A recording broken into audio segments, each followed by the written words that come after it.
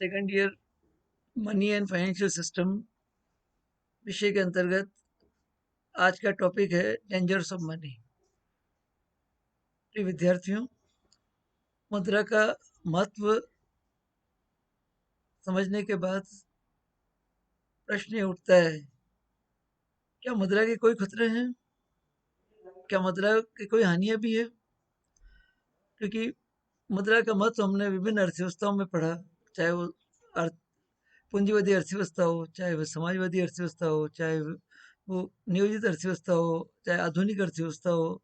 मुद्रा अत्यधिक महत्वपूर्ण है। मुद्रा के बिना किसी भी अर्थव्यवस्था का संचालन, उसका विकास, उसकी समृद्धि संभव नहीं है।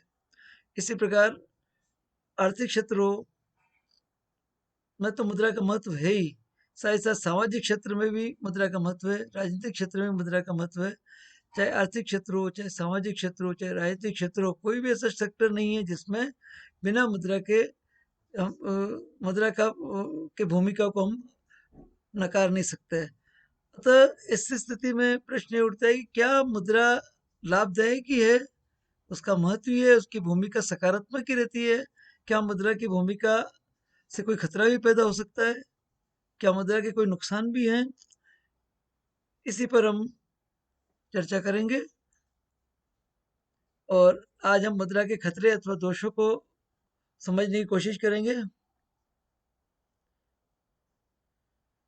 इसके लिए कुछ स्टेटमेंट है जिन पर हम थोड़ा मनन कर लें।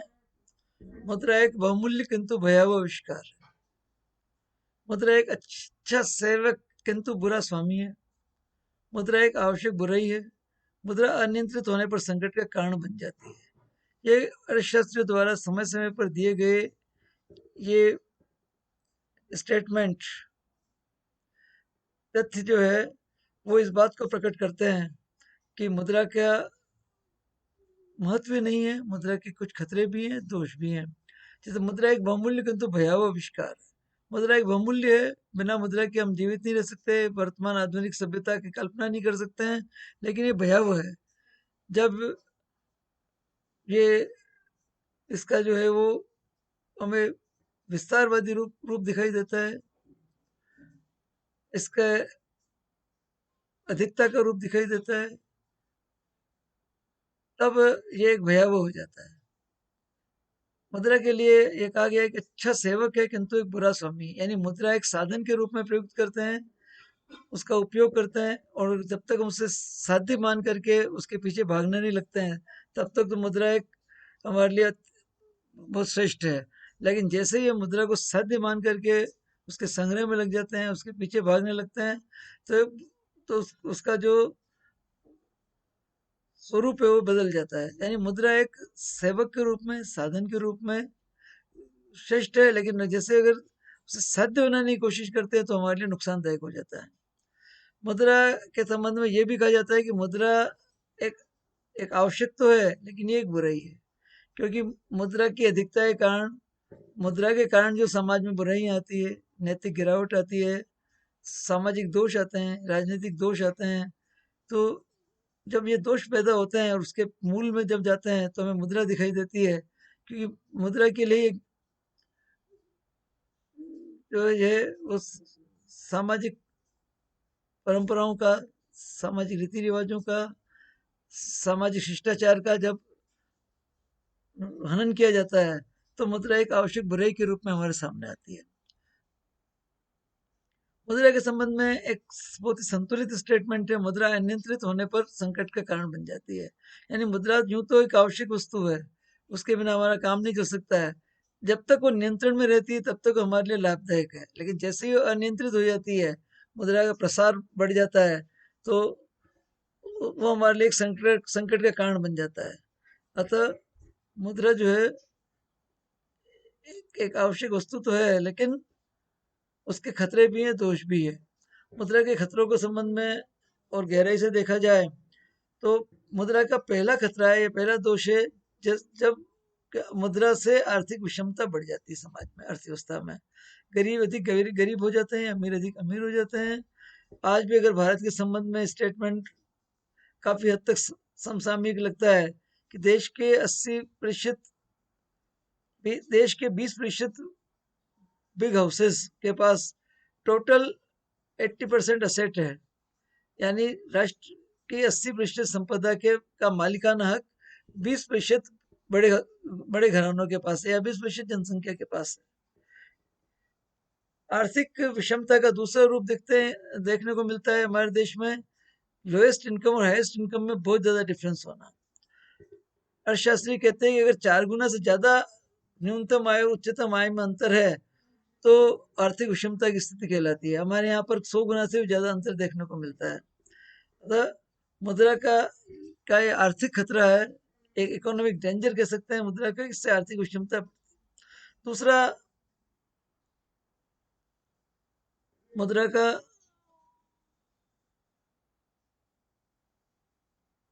खतरा है साधनों का केंद्रीकरण, साधनों का केंद्रीकरण हो जाना।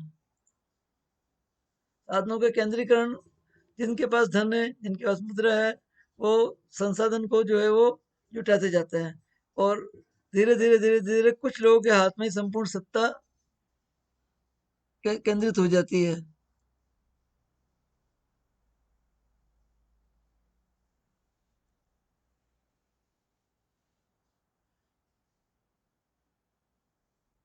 अतः साधनों का केंद्रीकरण हो जाता है और कुछ लोगों के हाथ में पूरा देश जो है कुछ लोगों के हाथ की कठपुतली बन जाता है।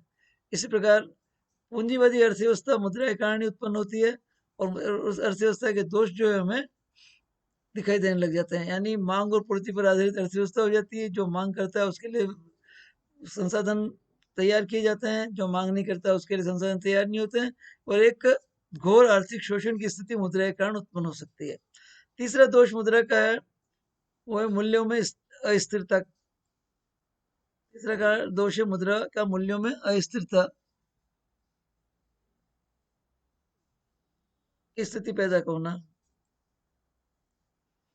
मुद्रा मूल्यों में अस्थिरता आ जाती है, यानी मुद्रा के कारण मूल्यों में उतार चढ़ाव की स्थिति उत्पन्न हो सकती है।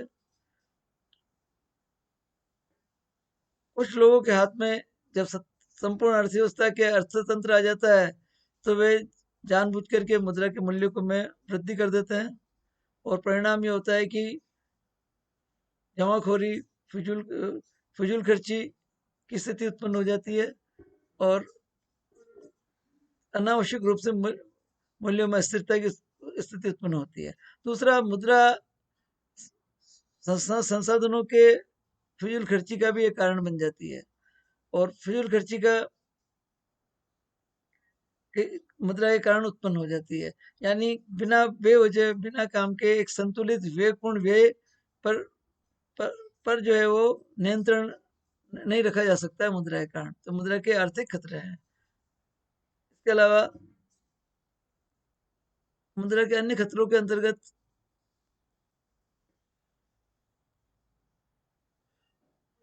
हम सामाजिक खतरे, सामाजिक दोषों की चर्चा करें तो मुद्रा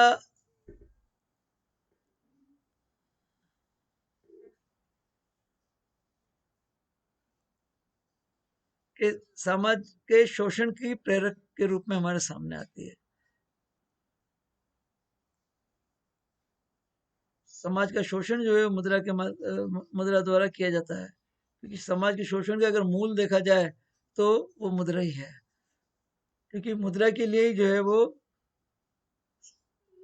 दलितों पर अत्याचार, उनके ऊपर जो है वो अलग अलग प्रकार के प्रतिबंध लगाना इत्यादि प्रवृत्तियां हमें देखने को मिलती है। दूसरा मुद्रा का सामाजिक दोष है, मुद्रा जो है प्रतिष्ठा मूलक, सामाजिक प्रतिष्ठा का मूलक हो जाती है, यानी सामाजिक दायित्व, नैतिकता, सदव्यवहार, समर्पण जैसे सामाजिक मूल्य जो है वो मुद्रा के पीछे छुप जाते हैं और मुद्रावान व्यक्ति ही सामाजिक प्रतिष्ठा का मूलक हो जाता है।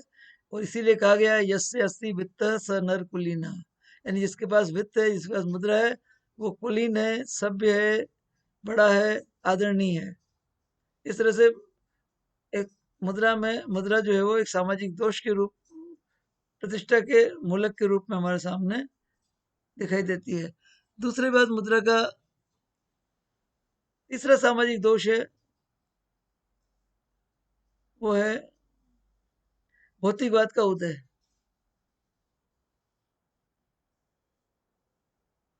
भौतिकवादी प्रवृत्ति मुद्रा के कारण उत्पन्न होती है। हर व्यक्ति मुद्रा के पीछे भागने लगता है, संसाधनों के पीछे भागने लगता है, और एक भौतिकवाद का उदय जो है हमें मुद्रा के सामाजिक खतरों के रूप में दिखाई देता है। मुद्रा के सामाजिक दोष ही नहीं है, आर्थिक दोष ही नहीं है, मुद्रा के राजनीतिक एवं नैतिक दोष भी है। मुद्रा के कारण हमारी राजनीति जो है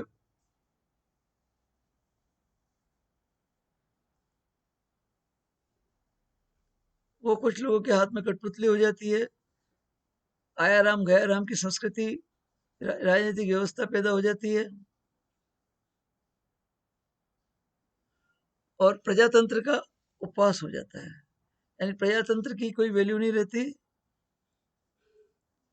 प्रजातंत्र का उपवास होने लग जाता है। राजनेता जो है वो धन के पीछे भागने लगते हैं, उनकी खरीद फरोख्त के किस्से सुनने को मिलते हैं, और जहाँ जनता के द्वारा चुने गए जनप्रतिनिधि प्रजातंत्र का उपवास करते हुए दिखाई देते हैं। यह मुद्रा के कारण ही संभव हो पाता है, अतः मुद्रा का राजनीतिक एवं नैतिक दोष है। इसी प्रकार राजनीति में भ्रष्टाचार का जो मूल कारण है वो मुद्रा है। राजनीतिक भ्रष्टाचार का, राजनीति में जो भी भ्रष्टाचार दिखाई देता है, अनैतिकता दिखाई देती है, उसके पीछे मुद्रा प्राप्ति एक उद्देश्य होता है। अतः राजनीतिक भ्रष्टाचार का मूल कारण भी मुद्रा ही है। जनहित विरोधी कार्यों की प्रेरणा भी मुद्रा से ही मिलती है। तो जो भी राजनेता से सत्ता से जुड़े हुए लोग हैं, राजनेता हैं, वो जनहित विरोधी कार्यों की प्रेरणा जो है मुद्रा पाने के लिए करते हैं। तब मुद्रा के लालच में जनहित विरोधी कार्यों को करने के लिए भी प्रेरित हो जाते हैं, और ये भी एक मुद्रा का महत्वपूर्ण खतरा है, या मुद्रा से महत्वपूर्ण खतरा है, मुद्रा का दोष है। एक और बहुत बहुत ही इम्पोर्टेंट बात है, वो है मानवीय गुणों का परित्याग हो जाता है। मुद्रा के लालच में, अंधी दौड़ में हम पड़ जाते हैं, और हमारे जो सहज मानवीय गुण है जिनके कारण हम मानव कहलाते हैं, वो गुणों का परित्याग हो जाता है, और हम शोषण की ओर बढ़ने लग जाते हैं, और मानवता जो है धीरे धीरे समाप्त होने लग जाती है। इसके अतिरिक्त मुद्रा का एक और दोष हमें देखने को मिलता है, समाज में आपसी वैमनस्य की स्थिति आ जाती है। आपसी वैमनस्य की स्थिति आ जाती है, और समाज में वर्ग संघर्ष की स्थिति उत्पन्न हो जाती है। इस प्रकार समाज के लोग आपस में मुद्रा की प्राप्ति के लिए, मुद्रा चाहने के लिए, मुद्रा के लालच में आपस में भेदभाव रखने लगते हैं, भाईचारे का नुकसान होने लग जाता है। अब प्रश्न ये उठता है कि ऐसी स्थिति में क्या मुद्रा का अंत किया जाए? या मुद्रा के इतने खतरे हैं, मुद्रा के सामाजिक दोष है, मुद्रा के आर्थिक दोष है, मुद्रा के राजनीतिक दोष है, नैतिकता का पतन करती है मुद्रा, राजनीति में भ्रष्टाचार लाती है मुद्रा, समाज में वैमनस्य पैदा करती है मुद्रा, आर्थिक विषमता लाती है मुद्रा। तो क्या मुद्रा का अंत कर दिया जाए? क्या मुद्रा को समाप्त कर दिया जाना चाहिए? लेकिन हमारा उत्तर कदे कभी कभी भी हाँ नहीं होगा। हमारा उत्तर हमेशा नहीं होगा, क्योंकि इतने सब ये सब जो खतरे मुद्रा के दिखाई दे रहे हैं, वे खतरे मुद्रा के कारण नहीं है, मुद्रा के प्रबंधन के कारण है। अगर मुद्रा का उचित प्रबंधन किया जाए, नियंत्रित रखा जाए, तो मुद्रा के इन सभी खतरों से बचाया जा सकता है, उन्हें बहुत मिनिमाइज किया जा सकता है। लेकिन उसके लाभ उससे कई गुना अधिक है। मुद्रा की भूमिका जो है अर्थव्यवस्था में कई गुना अधिक है। अतः हमारा उत्तर होगा मुद्रा का अंत किया जाए, नहीं किया जाए। क्योंकि अगर मुद्रा का हम अंत करते हैं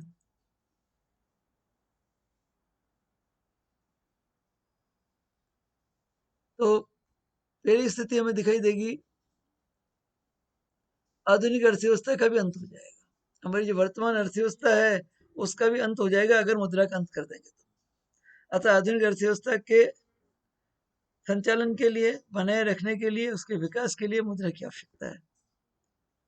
दूसरा, वर्तमान उत्पादन, विनिमय, वितरण एवं बाजार व्यवस्था समाप्त हो जाएगी। वर्तमान में जो उत्पादन की स्थिति दिख रही है, विनिमय की वितरण व्यवस्था दिख रही है, बाजार की व्यवस्था दिख रही है, समाप्त हो जाएगी, क्योंकि पूरा स्ट्रक्चर है, पूरा ढांचा है, वो मुद्रा पर आधारित है। मुद्रा के माध्यम, मुद्रा उत्पादन की हर कदम पर, हर कड़ी में मुद्रा माध्यम का कार्य करती है। विनिमय वितरण मुद्रा के बिना संभव नहीं हो सकता है। हमारी जो वर्तमान बाजार व्यवस्था का की संरचना है वो पूरी ही मुद्रा पर निर्भर करती है। अतः मुद्रा के बिना वर्तमान बाजार व्यवस्था ही समाप्त हो जाएगी। अतः और ये हम नहीं चाहेंगे, अगर बाजार व्यवस्था समाप्त हो जाएगी, उत्पादन की व्यवस्था समाप्त हो जाएगी, तो समाज में, अर्थव्यवस्था में अराजकता की स्थिति उत्पन्न हो जाएगी, जो हम कभी भी नहीं चाहेंगे कि ऐसा हो। अतः मुद्रा का अंत किया जाना संभव नहीं है। इसके बाद अनेक आर्थिक संसाधन संस्थाएं, जैसे बैंक है, बीमा कंपनियां हैं, अन्य वित्तीय संस्थाएं हैं, वो सही वित्तीय संस्थाएं बंद हो जाएगी।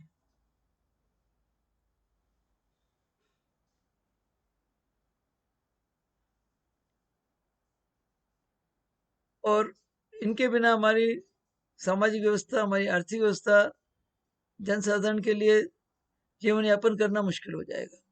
अतः इन संस्थाओं को बनाए रखना बहुत जरूरी है, क्योंकि यही हमारी अर्थव्यवस्था की रीढ़ है। अतः इन्हें बंद नहीं कर सकते हैं। अतः निष्कर्ष के रूप में हम ये कहते हैं कि मुद्रा को नियंत्रित किया जाना आवश्यक है। बिना नियंत्रण के मुद्रा के सारे खतरे, सारे दोष हमें दिखाई देंगे। अगर हम मुद्रा को नियंत्रित कर लेंगे तो मुद्रा के दोषों से बच जाएंगे और मुद्रा के लाभों से हम का लाभ हम उठा पाएंगे। मुद्रा की जो सक्रिय तत्व के रूप में भूमिका अर्थव्यवस्था में, उसका लाभ हम उठा पाएंगे। इस प्रकार मुद्रा के का महत्व अधिक है, मुद्रा की भूमिका अर्थव्यवस्था में बहुत अधिक है।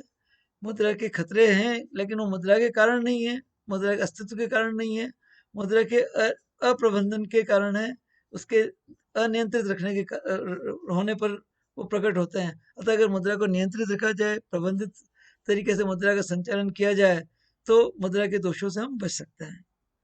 Thank you very much.